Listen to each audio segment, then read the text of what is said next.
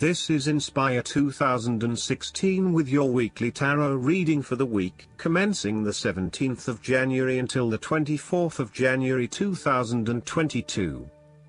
The first card for you is representing, how do you feel about yourself?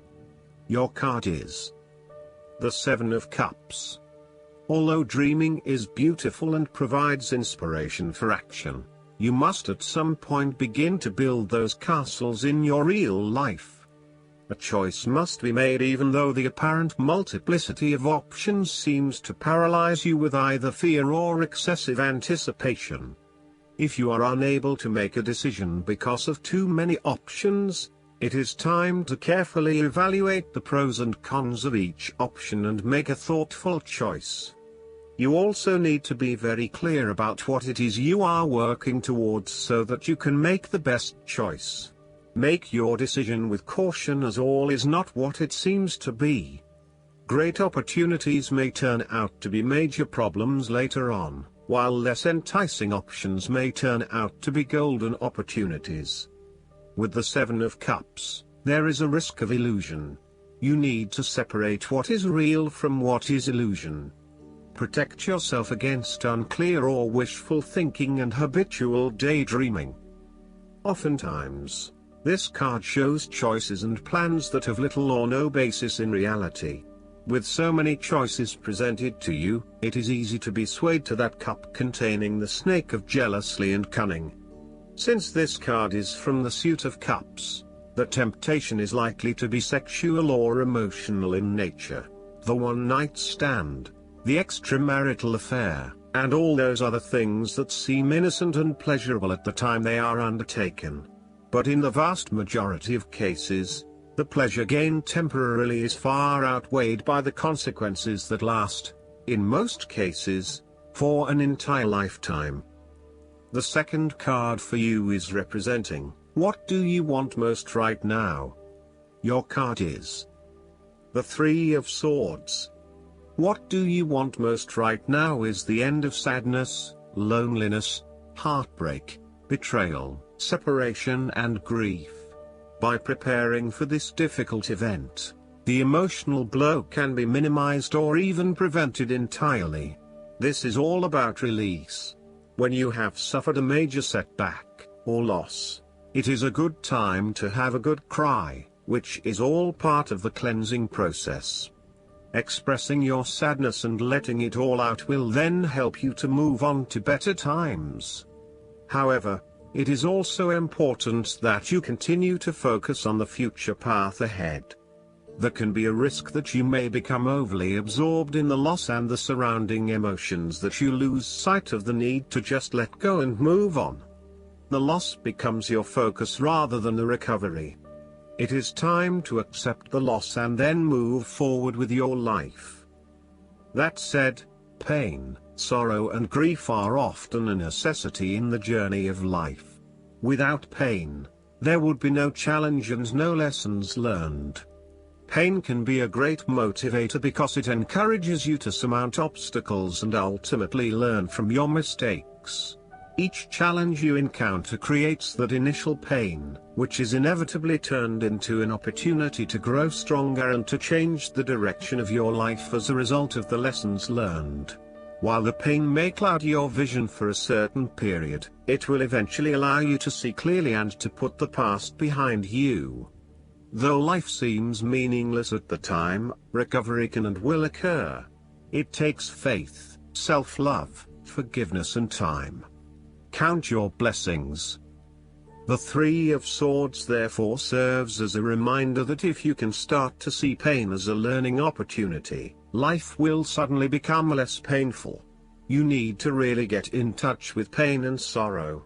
Challenges remain, but once they are no longer perceived as negative or bad, they lose a lot of their impact. This card is therefore encouraging you that you have the ability to conquer any pain that comes your way. Understand how the pain can help you grow. If someone has betrayed you and you do not think you can never love again, challenge that belief. Do not be surprised when your heart emerges from darkness, capable of loving even more than before. The third card for you is representing your fears. Your card is the Five of Wands. You are afraid and have tendency to avoid conflict wherever possible. You may find that any sort of tension or conflict makes you feel quite uneasy and you wish it would just go away. So, you deflect a lot of that energy and just ignore the problem, if there is one. The trouble, however, is that in doing this, you may just be pushing some of your own concerns to the side, without really dealing with them or being assertive about them. Some conflict can be good, particularly if it is constructive and teases out the underlying issues in a way that then generates a better solution. Consider whether always avoiding conflict is the best way to go, or if you are finding yourself just compromising on what is important to you. You are no longer up against so much competition and can just be. On more personal level, you have worked through your anger and hostility and you feel more secure in your relationships. You do not have to constantly prove yourself anymore. There is a realization that you do indeed need focus to achieve your goals. You have come through a period of scattered thought and random ideas only to find yourself in the same place you were when you started. You now acknowledge that if you are to progress your goals further, you must focus your attention on your key priorities and stay committed to your goal without considering even more possibilities or opportunities. The fourth card for you is representing what is going for you. Your card is the Four of Swords. After every crisis and before every new challenge, there is always a time of relaxation and contemplation. Constant stress and tension will break even the hardest and most resilient of people, but brief periods of rest enable you to refresh your energy, concentration and focus, ready for the next challenge. These rests should be used wisely, to heal the body and ready the mind. The Four of Swords is also a sign that you can stop worrying, put down your defenses and take a breather from the chaos around you. For the moment there is a truce and you can catch your breath without being attacked again. However, bear in mind that a truce and peace are not the same thing.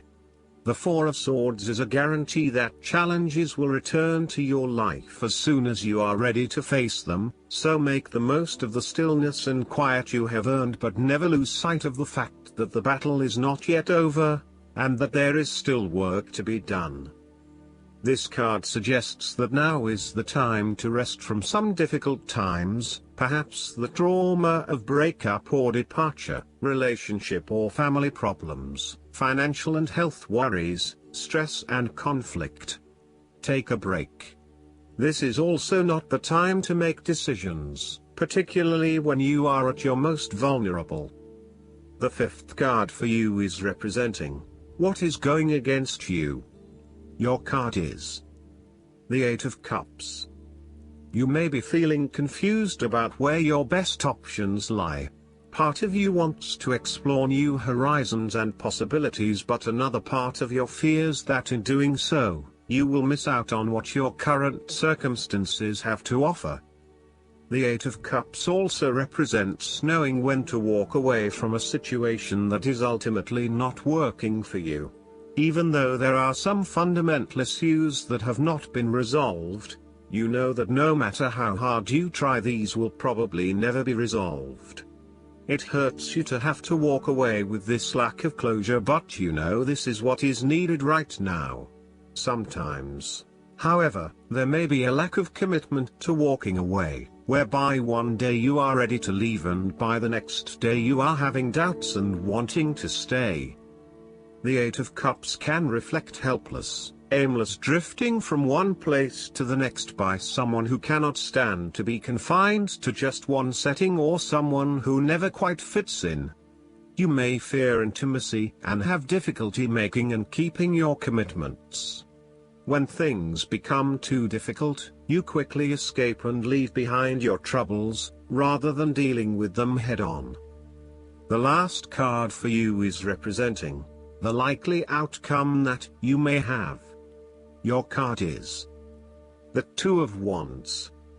You have been able to take your idea and turn it into a feasible plan that you know will lead to your success. It is no longer just an idea, but you now have a plan in place to ensure that your idea is carried out as you had intended. The Two of Wands is also about discovery, particularly as you step outside of your comfort zone and explore new worlds and new experiences. It may take some courage to take the first step, but this card gives you the confidence of self-knowledge. You know what your goal is, what your creative process is directing for you, and you are confident in its eventual fulfillment. The Two of Wands indicates that you will begin to consider your longer-term goals and aspirations and will plan ahead for what you need to do to achieve these goals. You have already come so far, but now you feel it is ready for a change, this time with your long-term future in mind. You may be considering overseas travel, further education, or a major career change at this point in order to expand your learning and development, and to grow your horizons beyond your immediate environment. With careful planning and a moderated approach, you will set yourself up for success in the future. The twos in tarot often represent decisions of some sort. In the case of the Two of Wands, you are making a decision between sticking with what you know, or expanding your horizons and taking a risk. You know that the world has to offer you something bigger or more meaningful, yet you are also aware that in order to maximize on this opportunity, you must leave your familiar grounds. Even though you have already invested a lot into your current circumstances, for you to be able to grow and to maximize your potential, it is imperative that you step out into a new world and explore your options. This card shows the patience and focus of your intent. You have got the ball rolling and have started out on your journey, so now it is time to patiently wait for your rewards and watch as your ideas begin to materialize. Last but not least, the guidance card for you is the Ego. The angels want you to know that the entrapment you're feeling isn't real. This card indicates that a lot of your feelings are stemming from anxieties that aren't based in reality. So, give your fears to God and the angels, and ask for their help in adopting a more positive perspective on this situation. This card also indicates that you're focused upon the material things in life. Heaven acknowledges that you, like everyone, have physical needs. However, your attention to the accumulation of possessions is out of balance. Reassess why you want to acquire these items. Perhaps you're trying to fill an emotional void, which material objects could never do. What you're really craving is inner peace through a spiritual path. Additional meanings of this card: refusal to face the truth or to take personal responsibility for the situation. Addictions, temptations, dependency, excessive debt. Jophiel is the archangel who helps us experience beautiful emotions and think beautiful thoughts. Call upon Jophiel whenever you need a boost in how you feel about yourself, your life, and the world. I hope that you enjoy everything, and if you like the reading, just please click subscribe and you will get instant notifications every time we publish a new video right to your YouTube. Thanks.